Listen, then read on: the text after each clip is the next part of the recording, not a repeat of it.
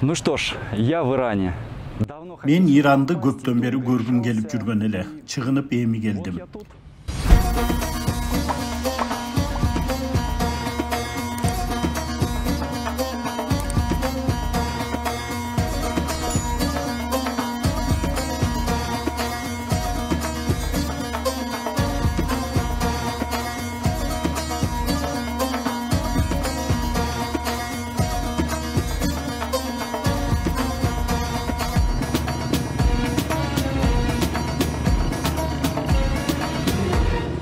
В этом выпуске речь не пойдет про санкции. Бул чыгарылышта санкция же кайсы бир чектөөлөр туурасында сөз болбойт, бирок кайсы бир формада айтышым мүмкүн. Эң алды менен мен бул өлкөнүн кооздугун көргөзгүм келет. Өзүмдүн саякатымдын мисалында элин маанилүү жайларын көргөзүп, маданияты, тарыхы жөнүндө айтып бергенге аракет кылам. Анда саякатты баштадык. Я долетел прямым рейсом от Москвы. Мен Москвадан түз эле Тегеранга учуп келдим. Болгону 4 сааттын ичинде Иранга жетет экенсиң. Бирок бул жолду тапкыча көптөгөн иликтөөлөрдү жүргүздүм. Аббас помог. Аббас мага маршрутту түзүүгө, мейманкана буйртма кылууга, ички ары-бери жүрүүлөр менен учууларга билеттерди алууга жардам берди. Ошондой эле Аббас эмнелерди жасоого болот, эмнелер болбой турганы жөнүндө түшүндүрүп берди. А я за 11 дней прибываю. Мен бул жерде болчу 11 күн аралыгында Тегеран, азыр бул жердемин. Кашан, Исфахан, Йезд, Шираз, андан соң Киш аралына учуп, кайра Тегеранга келип, Москвага кайтышым керек.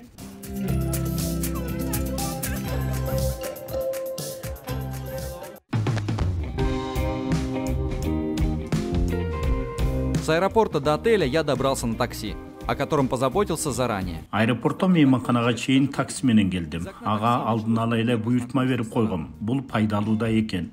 Разас деп аталган мейманканадан орун алдым. Алы толугу менен перс стилинде жасалган. В персидском стиле шторы. Пардалар, күзгү, албетте люстра. Бир аз ий салып алып, мен мегаполис менен таанышканы чыктым. Тегеран Ирандын борбор шаары катары салыштырмалуу жакында эле 230 жылга жакын мурда жарыяланган. Менин жакында деп айтканымдын себеби Иранда тарыхы бир нече миң жылдарды түзгөн шаарлар бар. Тегеран өтө динамикалуу жана ызы чуусу көп шаар. Жана ал Ирандын каржылык борбору. Бул жака күн сайын 10 миңдеген адамдар иштегени келип кетишет. Абал Москва жана Москва областына окшош деп айтсак болот. Ирандын жолдорунда автоунаа менен мотоциклдер эң көп. Бирок автопарктын ар түрдүүлүгү анчалык бай эмес. Бул да болсо санкциялардын таасири го дейм. Бирок ирандыктар мотоциклди жакшы көрүшөт экен. Анын түрлөрү да көп экен.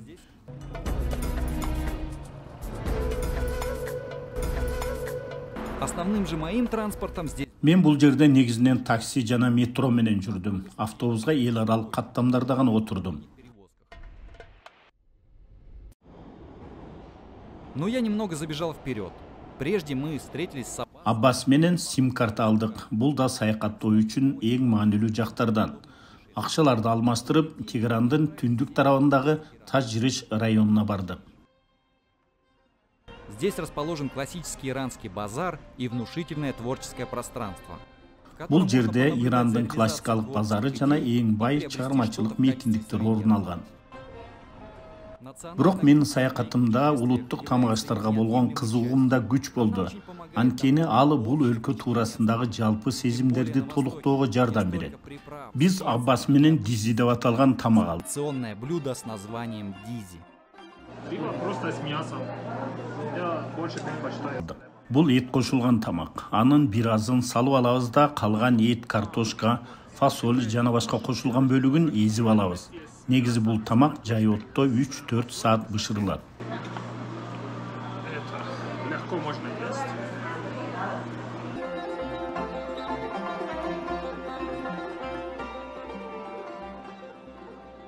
Это было вкусно и сытно, поэтому настоятельно рекомендую попробовать.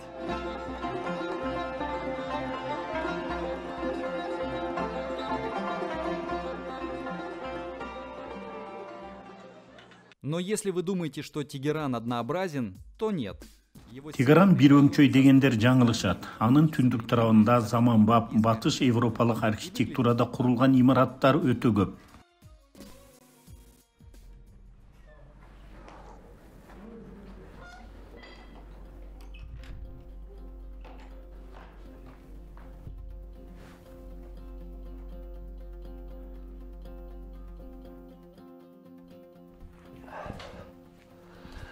Ну что, пришло время подвести краткие итоги уходящего дня.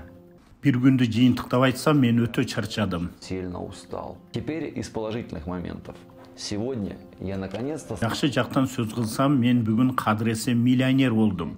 Бул пачкада 60 миллион реал бар. Мындан тышкары мына бул картада да ушундай эле сумма бар. Ушунун баарына мен болгону Россиянын 6 эле купюрасын иштеттим. Алардын кандай экенин өзүңүздөр ойлонуп көрүңүздөр. Мой автобус. Эртеси күнү мен Кашан шаарына барышым керек эле. Эртерээк туруп, Тегерандагы эң көрүнүктүү жайлардын бири Гулистан сарайын көрүп үлгүрүүнү чечтим. Ал Розалар сарайы дегенди билдирет. Бул жерде өтө көп экспонаттар бар. Алар ар түрдүү доорлорго таандык. Эң башкы зал расмий кабыл алуулар үчүн негизделген. Ал чыгыш стилинде өтө бай кооздолгон. Бул жерде Алтургай такты да сакталып калган.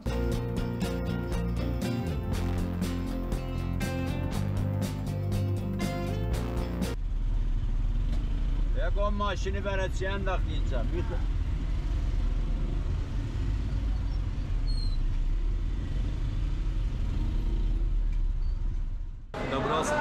Автобекетке келдим, билет алдым. Эми Кашан шаарына барам.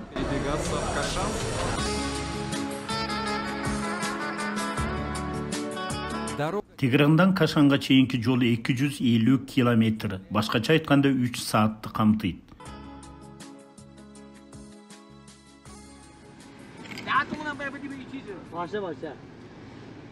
В общем, за что люблю Иран? То, что все готовы тебе помочь. Иранда жакшысы бардыгынан эле сурасаң жардам бергенге даяр экен. Кашанга келгенде автобустун айдоочусу баарын түшүндүрүп, мени таксиге салып койду. Теперь о самом Кашане.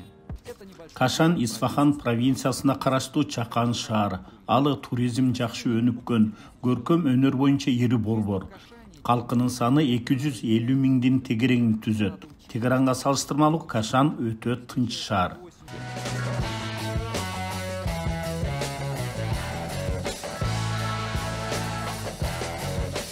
Мен орун алган эң сонун салттуу перс форматындагы мейманкана чыныгы ачылыш болду. Комнатам чоң туз пано менен экен. Элестеткиле, жеке өзүмдүн туз үңкүрүм бар. Жалпысынан Иранда саякаттап жүрүп, эң мыкты отелдерди көрдүм. Алтургай алтын балыктар да бар экен бул жерде.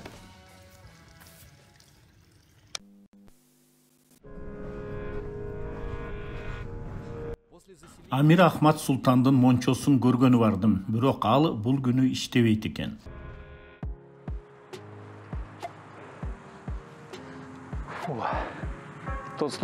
Иранда мына момундай жашыл сейил бактар да бар. Кум пейзаждарынан кийин мындай жерлер көзгө өтө сүйкүмдүү көрүнөт. Мен дагы бир кызыктуу жайды таптым. Бул анын аталышы, өкүнүчтүүсү которууга мүмкүн болбоду. Бул жакын жайгашкан мечитке тиешелүү жер окшойт. Алар жер иштетүү менен алектенишкени көрүнүп турат. Представители занимаются здесь земледелием.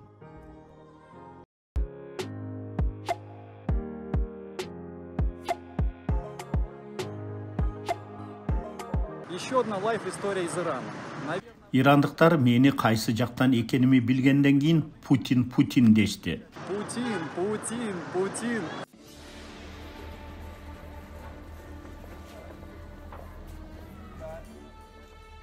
На закате я отправился в одно из колоритнейших мест Ирана. Күн батар алдында мен колориттүү жайлардын бирине бардым. Иранда базарлар өзгөчө мааниге ээ. Кашан базары шаардын чок ортосунан орун алган.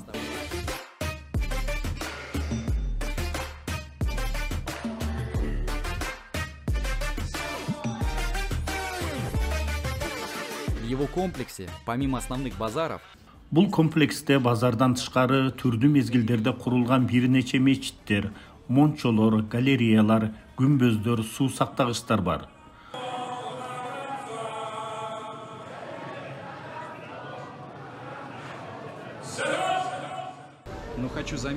Бул жерде азык-түлүк дүкөндөрү аз экен. Бирок базары чыгыштын ушундай бир сонун жыттар менен толуп турат. Алардын ичиндеги эң таттуу жыт бул шафран. Жолду баратып мен бир жерди таптым. Бул дүйнө жүзүндөгү эң даамдуу донер.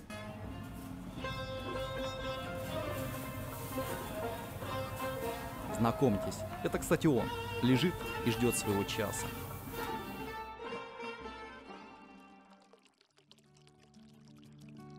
Сегодня краткие итоги дня будут максимально краткими.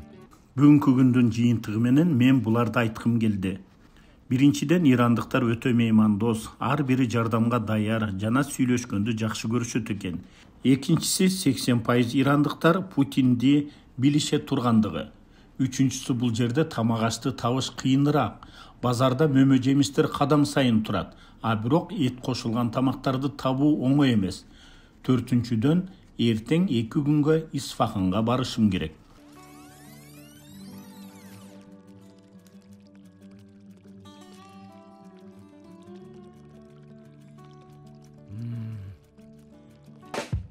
Но прежде чем отправиться в Исфахан, Исфаханга барардын алдында Иранда эмне жесе болот дегенге токтолоюн.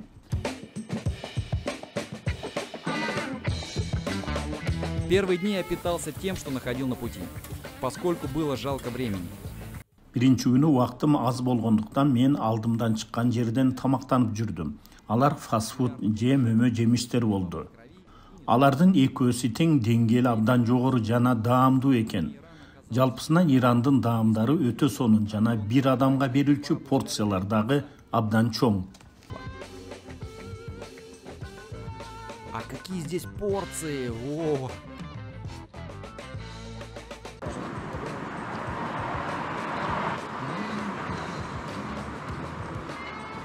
Первый чек в ресторане, конечно, меня немного обескуражил. Биринчи ресторандагы чек 5 миллион реалды түзүп, мени бир аз кыжаалат кылды. Бирок аны рубльга которгондо анчалык деле көп эмес. 1000 рубльдин тегереги болуп чыкты. Айтмакчы, бул жерде да пицца менен бургерлер жасалат экен. Мага бардыгы жакты. Скажу, что мне все понравилось.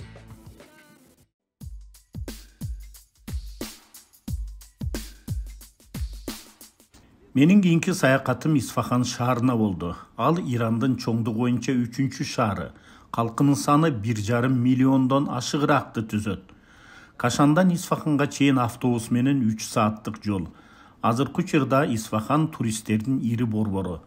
Бул жерде килем току, текстил, таттууларды чыгаруу менен болот иштетүү, кол өнөрчүлүк кеңири өнүккөн. Ошондуктан белек бечке калам десеңер, мына ушул жакка келишиңер керек. Исфахана. Здесь у меня 2 дня пребывания и в планах посещения площади Накши-Джахан. Менин планымда бул жерде Накши-Джахан аянтын, жергиликтүү базардагы Жами мечитин жана кечкисин байыркы көпүрөлөргө баруулар бар. Жалпысынан шаар менен элдерди да көрүп чыгышым керек.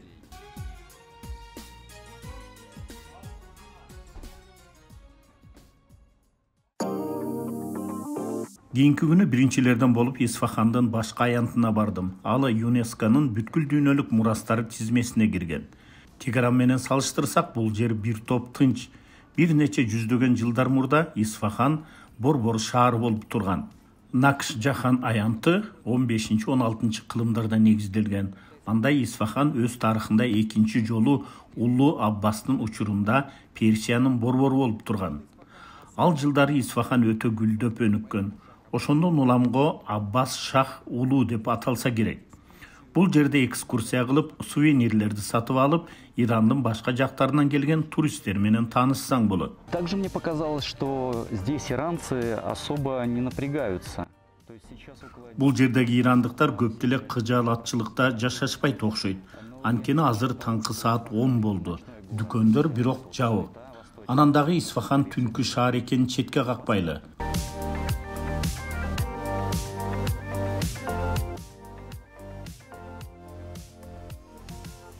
По дороге к мечети мне даже попытались продать ковер. Жами мечитине баратканда мага ирандык килемди сатып алууну сунушташты. Соода сатык бул жерде бардык жерде. Бирок сатуучулар сени тажатышпайт. Албасаң жабышып, тынчыңа албай жайыңа коюшат экен.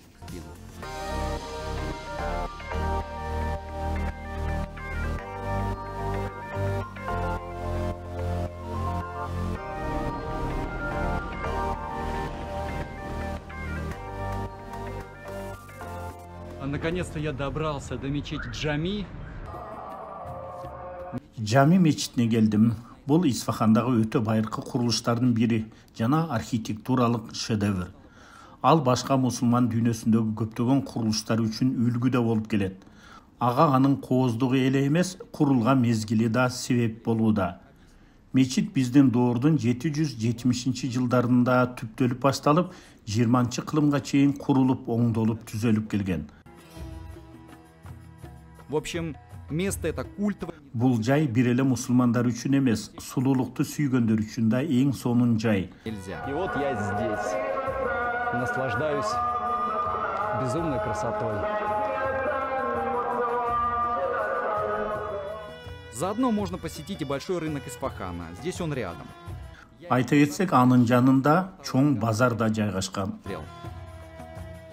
Сразу после мечети я отправился в еще одно интересное место.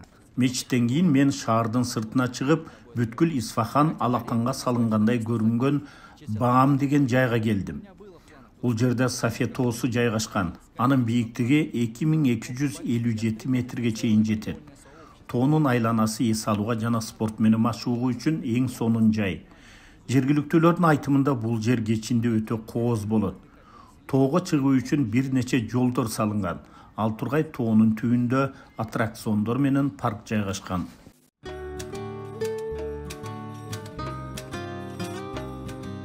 Исфахандагы кооз жана байыркы жайларды, анын меймандостугун 2 күндө көрүп чыгуу мүмкүн эмес. Хадж көпүрөсү шаардагы эң белгилүү жана кооз жайлардын бири. Караңгылык каптаган кечте көпүрөгө кызгылт сары түстөгү жарыктар берилет. Алы чыгыш жомокторундагы кайталангыс атмосфераны эске салат. Кечкисин бул жерде жөн эле эс алып, сейилдеп, сүрөткө түшүп жүргөндөр өтө көп болот.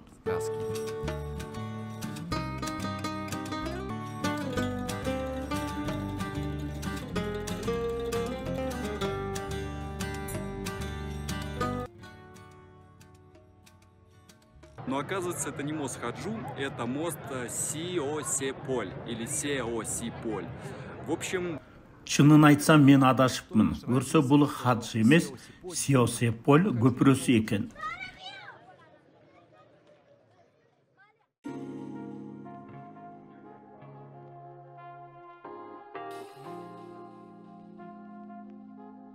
Сегодня мне предстояла дорога. Ес шаарына чыгардын алдында мен шириндиктерди саткан белгилүү дүкөндөрдүн бирине келдим.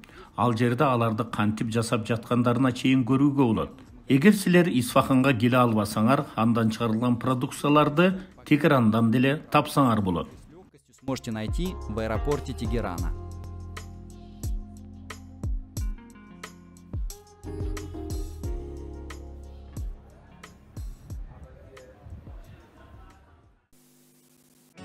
На Исфахане я заканчиваю первую часть своего путешествия по Ирану. Иранга болгон саякатымдын биринчи бөлүгүн мен Исфахан менен жыйынтыктайм. Экинчи бөлүгүндө мен колориттүү Йезд, байыркы Персеполь, Киш курорттук аралына, динамикалуу Ширазга барам. Андыктан кийинки чыгарылышты да кое бербей көрүүңөрдү сунуштайм.